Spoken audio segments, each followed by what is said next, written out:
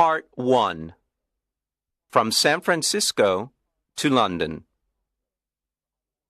When I was 27 years old, I worked in an office in San Francisco. I did my job well, and my future was promising. I was alone in the world, and I was happy. On Saturday afternoons, I didn't work. I sailed my little sailboat on San Francisco Bay. One Saturday afternoon, I sailed out too far. The strong afternoon wind pushed my sailboat out of the bay and into the Pacific Ocean. That night, when I had lost all hope, a small British brig saw me and took me on board. The brig was sailing to London. The voyage was long and stormy. I worked as a sailor to pay for my trip.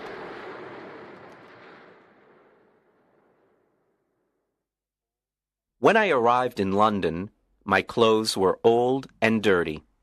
I had only $1 in my pocket. With this dollar, I ate and slept for the first 24 hours. During the next 24 hours, I didn't eat and I didn't sleep.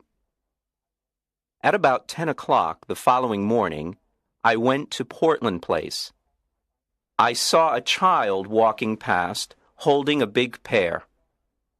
The child ate one small piece and then threw the pear onto the street. I stopped and looked at it. I was very hungry and I really wanted that pear. But every time I tried to get it, someone passed by and looked at me. I quickly turned in the other direction and waited for the person to pass by. I tried again and again to get that pear, but the same thing happened. I was desperate. I decided to get the pear and not to worry about the people who saw me. At that moment, a gentleman opened a window behind me and said, "Come in here, please." A well-dressed servant opened the door. He took me to a beautiful room. Here, two old gentlemen were sitting and discussing something important. Their breakfast was still on the table. I was very hungry, and I stared at their breakfast. I want to tell the reader that the two gentlemen had made a bet several days before. I knew nothing about the bet until later. Let me tell you what happened. Part 2. An Unusual Bet.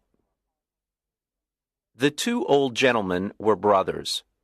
For several days they argued about a very strange subject.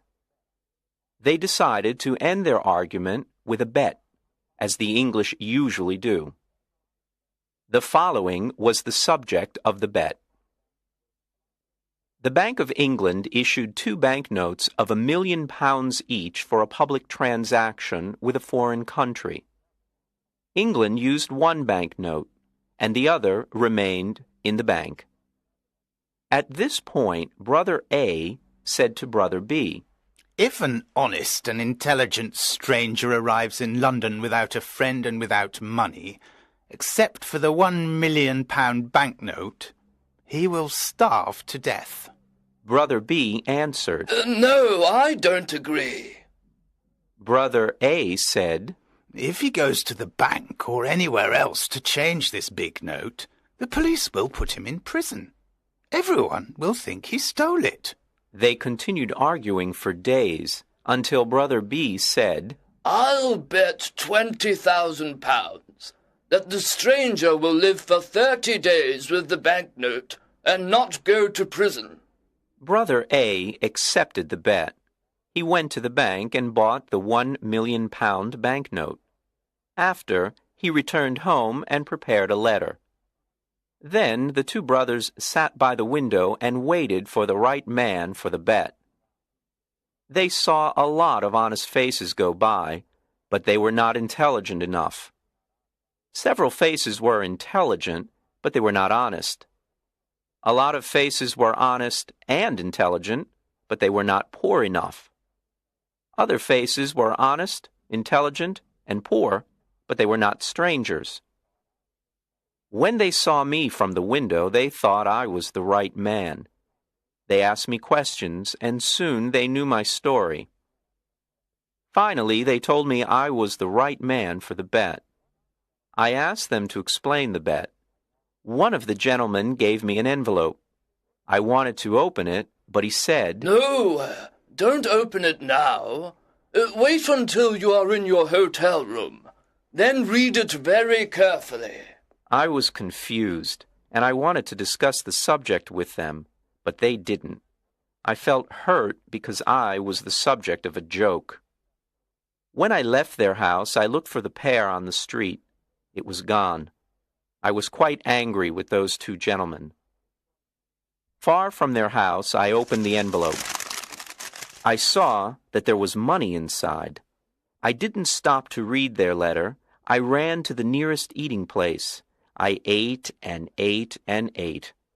At last, I took out the envelope with the money to pay for my meal. I looked at the banknote and almost fainted. It was a banknote worth $5 million. I was speechless. I stared at the banknote. The two gentlemen had made a big mistake. They probably wanted to give me a 1-pound banknote. I saw the owner of the eating place staring at the banknote too.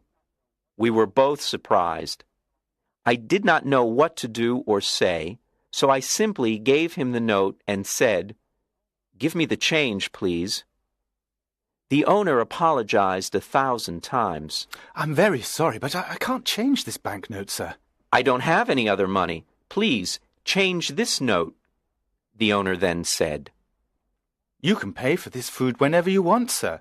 I understand that you are a very rich gentleman. You like playing jokes on people by dressing like a poor man. You can come here and eat all you want, whenever you want. You can pay me when you want." Part 3. The Letter. When I left the eating place, I hurried to the house of the two gentlemen. I wanted to correct the mistake they had made. I was very nervous. When I arrived, the same servant opened the door. I asked for the two gentlemen. "They are gone." The servant said. "Gone? Gone where?" "Oh, on a journey." "But where did they go?" "To the continent, I think." "The continent?" "Yes, sir." "When will they return?" "In a month." "A month? Oh, this is awful. How can I talk to them? It's extremely important." "I can't help you. I don't know where they are, sir." "Then I must see a member of the family." "All the family are away. They're in Egypt and India, I think." Before leaving, the two gentlemen made an enormous mistake. They will certainly return home tonight. Tell them that I came here to correct the mistake. I'll return tomorrow." "I'll tell them if I see them, but I won't see them. Sir, you must not worry, because everything is all right. They will be here on time, and they will see you then. Goodbye." I was confused. My head was in a fog. I did not understand what the servant told me. The letter. I remembered the letter. This is what it said. "You are an intelligent and honest man. You are also poor and a stranger. In this envelope you will find some money. It is yours only for 30 days. At the end of 30 days, return to this house. I have a bet on you. If I win this bet, you can have any job with any salary that you want." There were no signature, no address, no date on the letter. How strange. I didn't know what to think. I went to a park, sat down, and thought about what to do. After an hour, I reached the decision that follows. The two old gentlemen are playing a game that I don't understand. They are betting on me. But at that time, I didn't know anything about the details of the bet. If I go to the Bank of England to return the banknote, the bank will ask me lots of questions. If I tell the truth, no one will believe me. They will put me in an asylum. If I tell a lie, the police will put me in prison. I can't even give it to anyone because no honest person will want it. I can do only one thing. I must keep the bill for a whole month, and I must not lose it. If I help the old man to win his bet, he'll give me the job I want. The idea of an important job with a big salary made me happy. With this exciting idea in mind, I began walking down the streets of London. Part 4. At the tailor's. Every time I passed in front of a tailor's, I wanted to enter and buy some new clothes. But I had no money to pay for them. The £1 million banknote in my pocket was useless. I passed in front of the same tailor's 6 times. At last, I entered.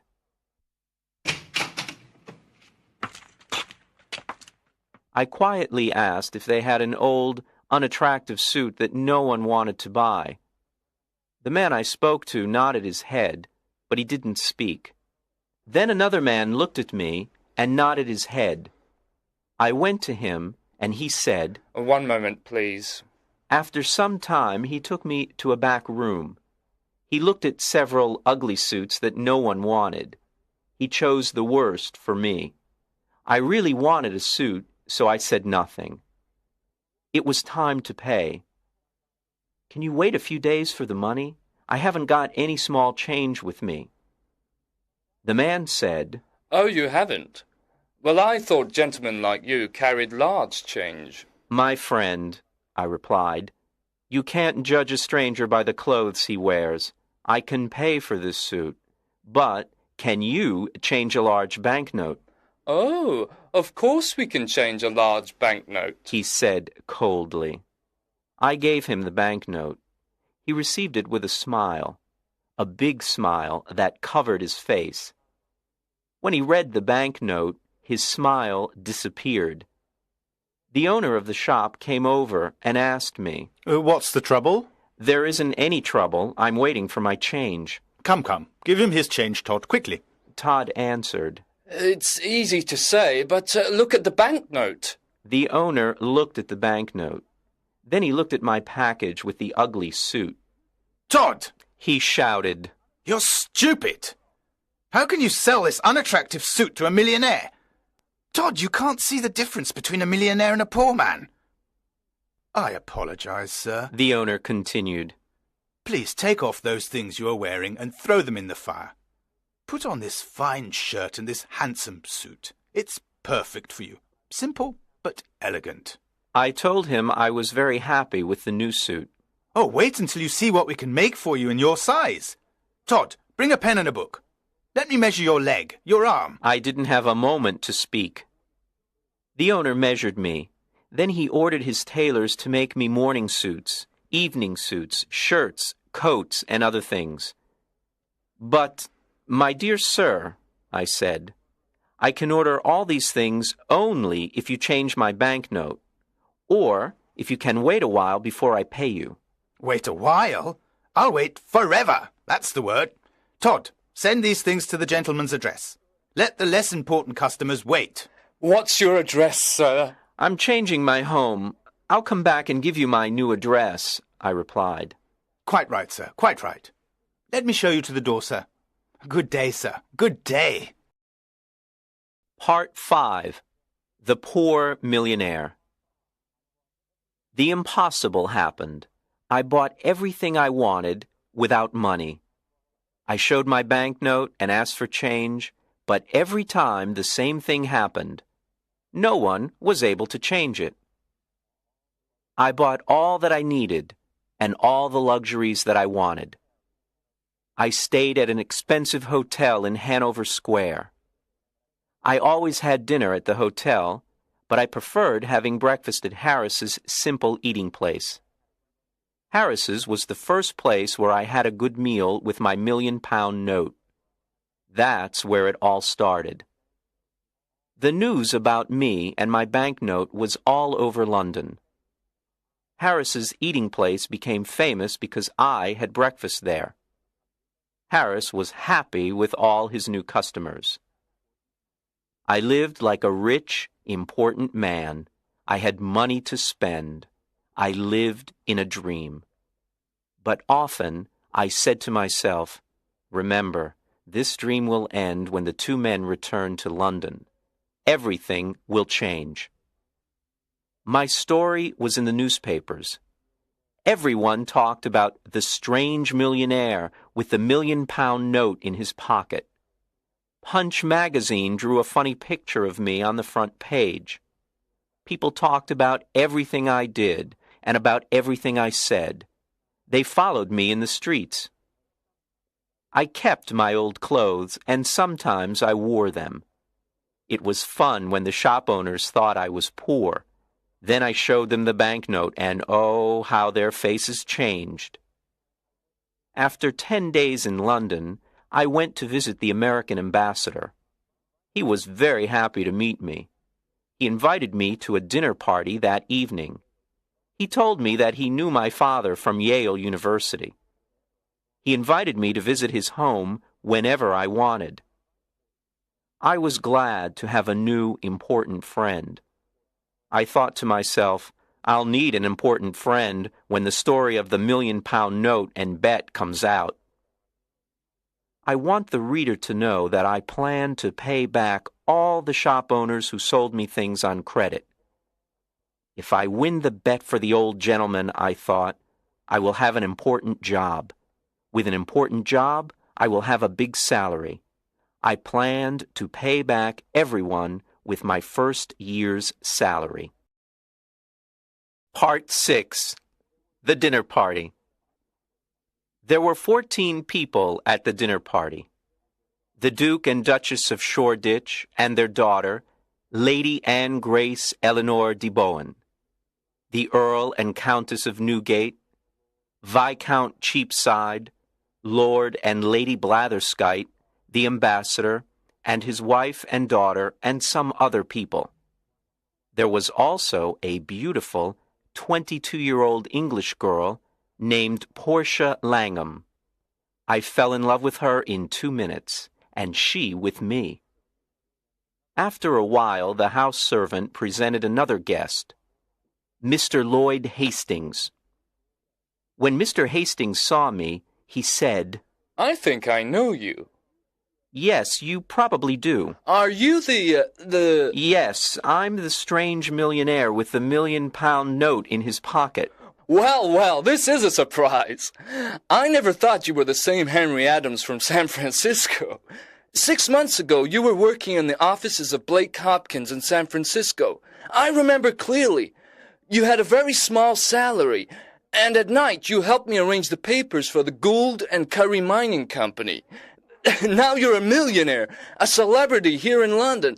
I can't believe it. How exciting. I can't believe it either, Lloyd. Just 3 months ago, we went to the Miners' Restaurant. No, it was the What Cheer restaurant. Right. It was the What Cheer.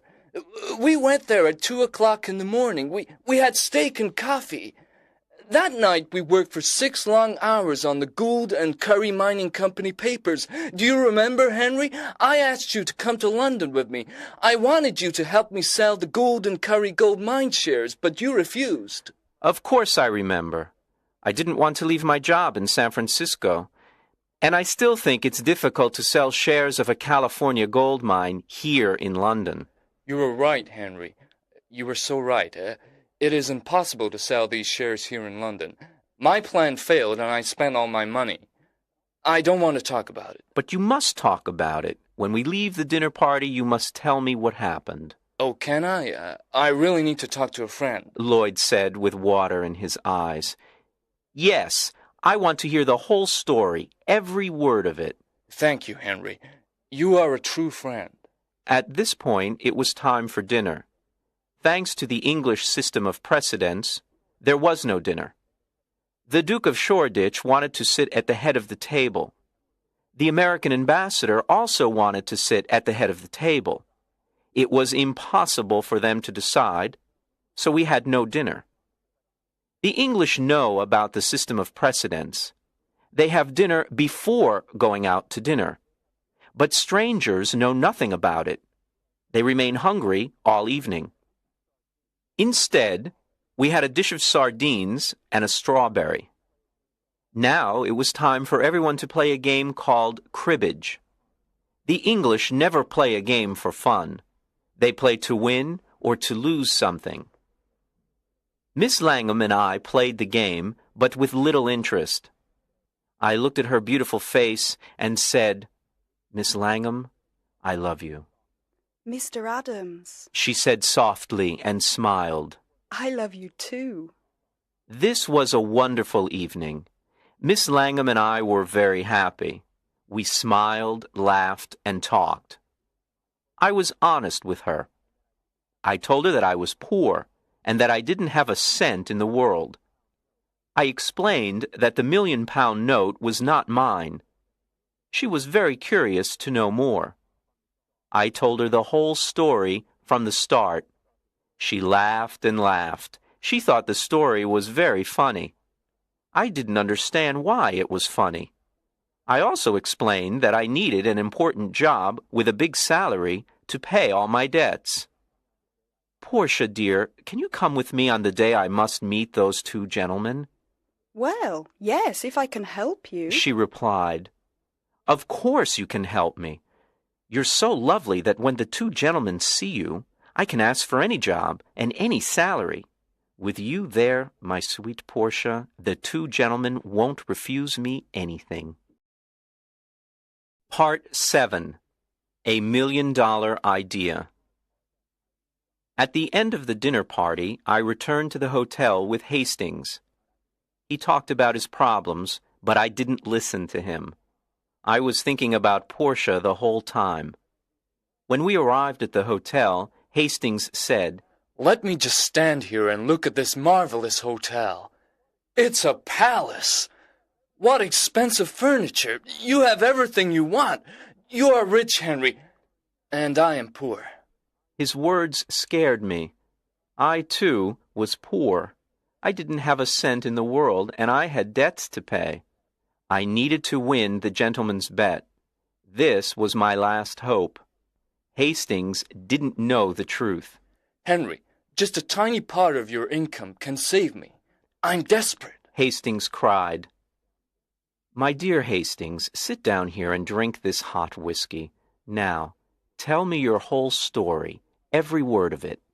Do you want to hear my story again? "But you never told me your story." Of course I told you my story as we walked to the hotel. Don't you remember? I didn't hear one word of it. Henry, are you ill? Is something wrong with you? What did you drink at the dinner party? "Oh, Hastings, I'm in love. I can only think about my sweet Portia. This is why I didn't hear your story before." Hastings got up from his chair, shook my hand, and laughed. I'm very happy for you, Henry. Very happy, He said, smiling. I'll tell you the whole story again. So he sat down and patiently started to tell me his story. To make a long story short, the owners of the Gould and Curry gold mine sent Henry to England to sell the shares of the mine for $1,000,000. Any money he received over $1,000,000 was his to keep. Hastings' dream was to sell the shares for more than $1,000,000 and become rich. He had only 1 month to sell the shares. He had done everything to sell them, but nobody wanted to buy them. Then he jumped up and cried, Henry, you can help me. Will you do it? "Tell me how." Give me $1,000,000, and I'll sell you all the shares. You will be the new owner of the gold mine. Don't refuse. I didn't know what to say. I wanted to tell Hastings the truth, but then an intelligent idea came to me. I thought about it for a moment, and then calmly said, "I will save you, Lloyd." Then I am already saved. How can I thank you? Let me finish, Lloyd. I will save you, but not in that way. I have a better way. I know everything about that mine. I know its great value. You will sell the shares by using my name. You can send anyone to me. Since people in London know me, I will guarantee the gold mine. In a week or two, you will sell the shares for $3,000,000 by using my name, and will share the money you earn, half to you and half to me. Lloyd was very happy and excited. He danced around the room and laughed. I can use your name! Your name! Think of it! The rich Londoners will run to buy these shares. I'm saved! And I'll never forget you, Henry. Part 8. Back to Portland Place. The next day, all of London talked about the shares of the California gold mine. I stayed in my hotel and said to everyone who came to me, "Yes, I know Mr. Hastings. He's a very honest man, and I know the gold mine, because I lived in the California gold country. It is a mine of great value." People were now interested in buying the shares. I spent every evening with Portia at the American ambassador's house. I didn't tell her about the shares and the mine. It was a surprise. We talked about our love and our future together. Finally, the end of the month arrived. Lots of rich Londoners bought the shares of the mine. I had $1 million of my own in the London and County Bank, and Lloyd did too. It was time to meet with the two old gentlemen. I dressed in my best clothes, and I went to get Portia. Before going to Portland Place, Portia and I talked about the job and the salary. "Portia, you are so beautiful. When the two gentlemen meet you, they'll give me any job and any salary I ask for." Henry, please remember that if we ask for too much, we will get nothing. Then what will happen to us? Don't be afraid, Portia. When we arrived, the same servant opened the door. There were the two old gentlemen having tea. They were surprised to see Portia. I introduced her to them. Then I said, "Gentlemen, I am ready to report to you." We are pleased to hear this, said one gentleman. Now we can decide the bet that my brother Abel and I made. If you won for me, you can have any job in my power. Do you have the £1 million note? "Here it is, sir," and I gave it to him. "I won!" he shouted. "Now what do you say, Abel?" I say he survived, and I lost £20,000. I can't believe it. "I have more to tell you," I said. "But it's a long story. I'll tell you another time. For now, look at this." What? A certificate of deposit for £200,000? Is it yours? "It's mine. I earned it by using the banknote you lent me for a month." "This is astonishing. I can't believe it." Portia looked at me with surprise and said, Henry, is that really your money? You didn't tell me the truth. "No, I didn't, but I know you'll forgive me." Don't be so sure. You told me a lie, Henry. "Dearest Portia, it was only for fun. Come, let's go now," But wait! my gentleman said. I want to give you the job and the salary you choose. Thank you with all my heart, but I don't want the job." Henry, you didn't thank the good gentleman in the right way. Can I do it for you? Portia said. "Of course you can, my dear." Portia walked to my gentleman, sat on his lap, and kissed him on the mouth. Then the two old gentlemen shouted and laughed. I was amazed. What was happening? Papa, said Portia. Henry doesn't want your job. I feel very hurt. "Darling, is that your father?" I asked. Yes, he's my stepfather, a dear man. Now do you understand why I laughed when you told me your story? "My dearest sir," I said, "I want to take back what I said. There is a job that I want. Tell me." I want the job of son-in-law." Well. But you were never a son-in-law before. Do you know how to do this job? "Try me, please. Try me for 30 or 40 years, and if—" All right. Take her. Were Portia and I happy? There aren't enough words in the dictionary to describe our happiness. When the Londoners heard the whole story of my adventures with the banknote, they talked of nothing else. Portia's father took the banknote back to the Bank of England and cashed it. Then he gave us the cancelled banknote as a wedding present.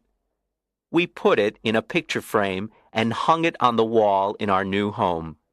And so, I always say, yes, it's £1 million banknote, but it only bought one thing in its life, the most valuable thing in the world, Portia.